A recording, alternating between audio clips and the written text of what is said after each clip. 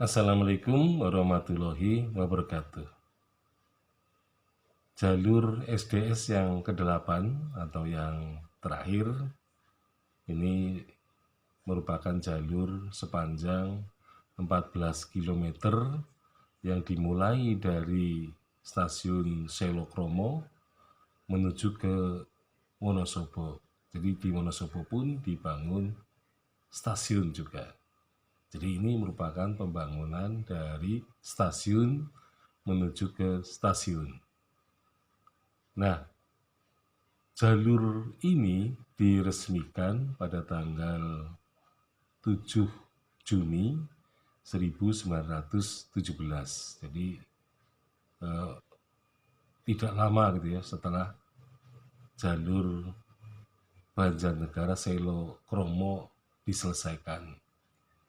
Nah, jalur ini melalui beberapa tempat ya, yaitu dimulai dari stasiun Selokromo, kemudian Kerasak, ya, kemudian melalui Selo Merto, ya, kemudian Penawangan, dan berakhir di Wonosobo. Jadi jalur ini adalah jalur terakhir gitu ya, dari kereta api SDS. Nah, jadi kalau kita lihat ya, jalur SDS ini cukup panjang ya, dari Maos menuju Wonosobo.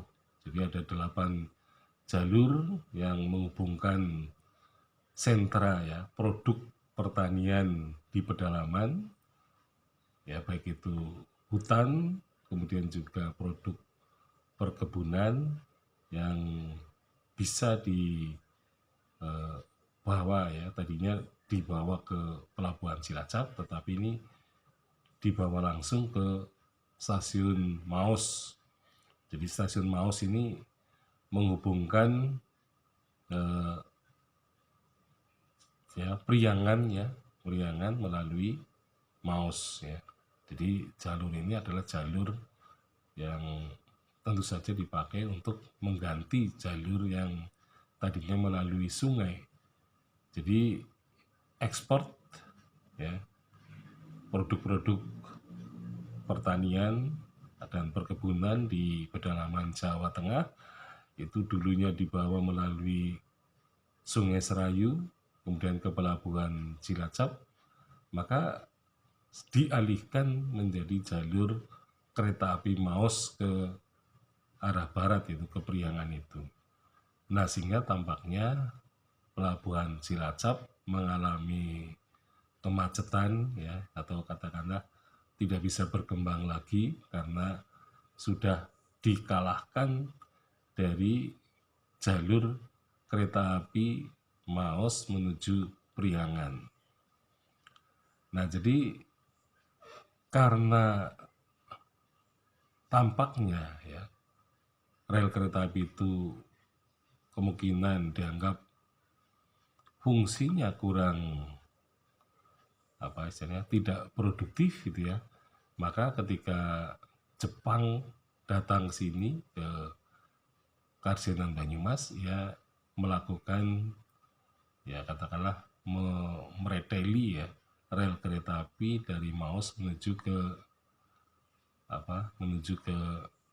Purwokerto Timur, dan tampaknya terputusnya hubungan ini kemudian dibuat ya jalur dari Purwakarta Timur stasiun menuju ke stasiun Barat ya. Jadi stasiun Timur dan Barat dihubungkan karena jalur Maos Tanjung itu dicopot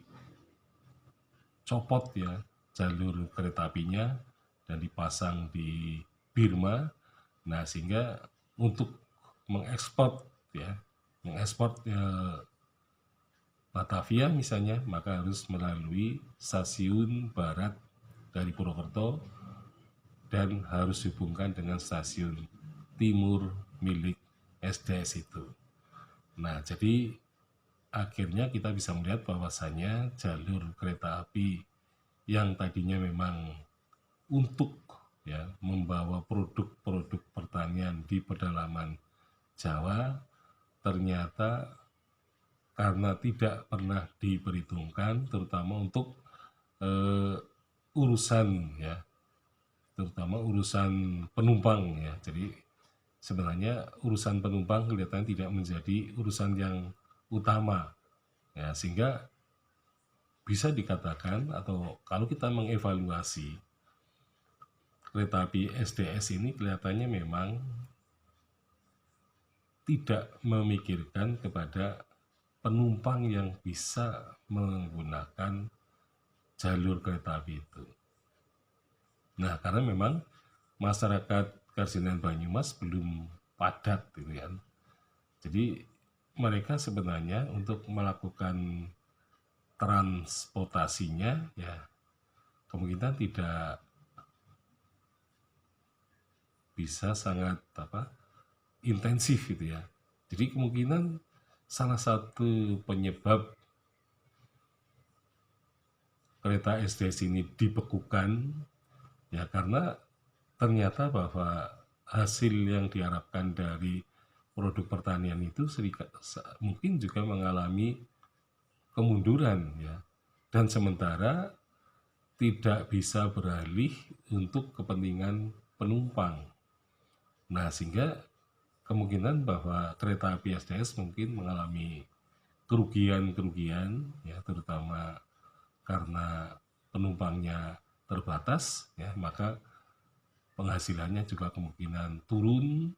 Nah, sehingga kemudian akhirnya memang kereta api itu ya katakanlah tidak bisa bertahan lebih lama ya. Mungkin tahun 70-an masih ada kereta yang lewat, tetapi ketika stasiun timur dimanfaatkan untuk menumpuk gitu ya, pupuk ya, yang akan disalurkan ke berbagai tempat, tetapi kereta api sudah SDS terutama sudah tidak beroperasi lagi gitu ya. Nah, sehingga stasiun timur itu hanya sebagai gudang pupuk saja yang dibawa melalui stasiun barat. Nah, kemudian dari stasiun barat dibawa ke stasiun timur. Sementara kereta SDS sudah tidak beroperasi lagi ya. Jadi memang tadinya hanya untuk urusan tebu dan pabrik gula saja. Sekian, assalamualaikum warahmatullahi wabarakatuh.